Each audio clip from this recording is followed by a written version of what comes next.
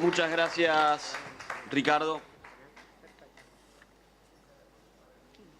Tiene la palabra el doctor Hernán Munilla Lacasa, abogado, profesor de Derecho Penal en la Universidad Católica Argentina.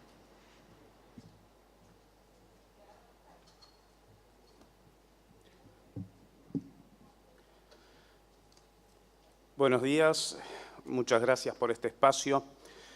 Matar intencionalmente a una persona es una conducta castigada por el derecho penal. Nadie podría cuestionar seriamente la intervención de esta rama del derecho en tanto se ocupa de proteger bienes jurídicos esenciales y valiosos para los hombres y la sociedad. Y la vida es, por supuesto, el principal valor y derecho de toda persona del que dependen todos los demás.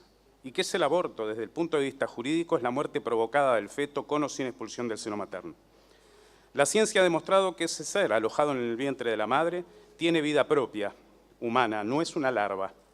Lo prueban diversas disciplinas modernas como la biología molecular, la embriología médica y la biogenética.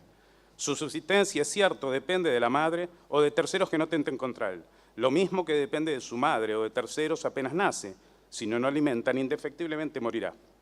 Pero esa dependencia, que solo habla de indefensión e inocencia, no lo transforma al embrión en un tejido o saco celular perteneciente a la madre. No es una extensión o un accesorio de ella, no es una parte de su cuerpo. Es otro cuerpo, es una vida distinta al de la madre. Nunca en la historia ha nacido un hijo que posea el mismo ADN que la madre o que sea genéticamente idéntico a ella. Y a la vez puede afirmarse que nunca un embrión humano se transformó luego en algo que no fuera un ser humano. Existen sobrados y consistentes argumentos científicos que enseñan que hay vida desde el momento de la concepción. Distintos médicos se han ocupado de demostrarlo en audiencias pasadas con mayor autoridad que la mía, y así lo ha señalado incluso recientemente de la Academia Nacional de Medicina. Si desde que el ser concebido en el seno materno tiene vida, es absolutamente razonable que el ordenamiento jurídico en su conjunto, incluido el derecho penal, lo proteja y que contemple sanciones para quien lo destruye. Otros juristas se refirieron días pasados con gran solvencia a las numerosas disposiciones de jerarquía constitucional que consagran la defensa irrestricta de la vida, cuya aplicación resulta insoslayable. A sus argumentos me remito, como los que recientemente ha dado la Academia Nacional de Derecho. La Corte Interamericana de Derechos Humanos ha declarado la necesidad de prevenir, investigar y sancionar toda violación de los derechos reconocidos por la Convención.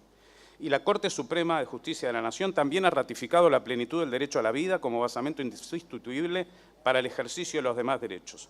Consecuentemente, con esta postura, los códigos civil y penal defienden la vida desde la concepción sin que tales disposiciones hayan sido declaradas inconstitucionales.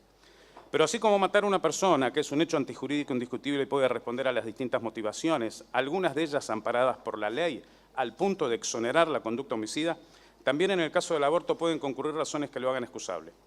Ellas están previstas de manera expresa en el artículo 86 del Código Penal. Allí se contemplan supuestos de abortos no punibles.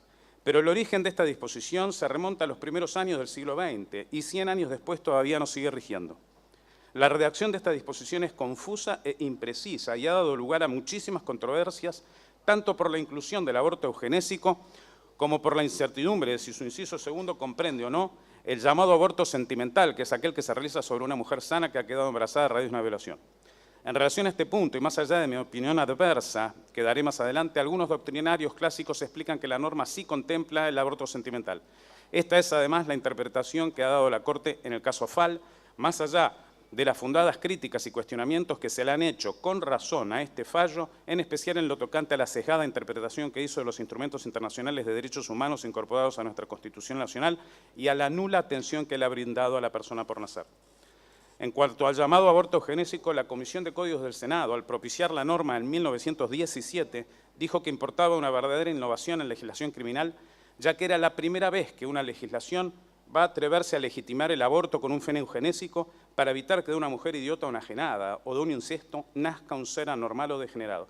¿Qué puede resultar de bueno de una mujer demente o cretina? Se lee en el diario de sesiones de la Cámara de Senadores del año 1920. Señoras y señores diputados, esta norma de 100 años, concebida cuando regían posiciones de marcado sesgo eugenésico en las sociedades europeas de entonces, que al poco tiempo dieron lugar a las mayores atrocidades que haya conocido la raza humana, merece ser desterrado de nuestro Código Penal, al que nunca debió haber ingresado. Pero sin embargo estamos ahora aquí, debatiendo un proyecto que propone retrotraernos a principios del siglo pasado, pues sin fundamentos busca legalizar el aborto cuando se adviertan malformaciones fetales graves, más allá de la semana 14. ¿Queremos que solo nazcan bebés sanos?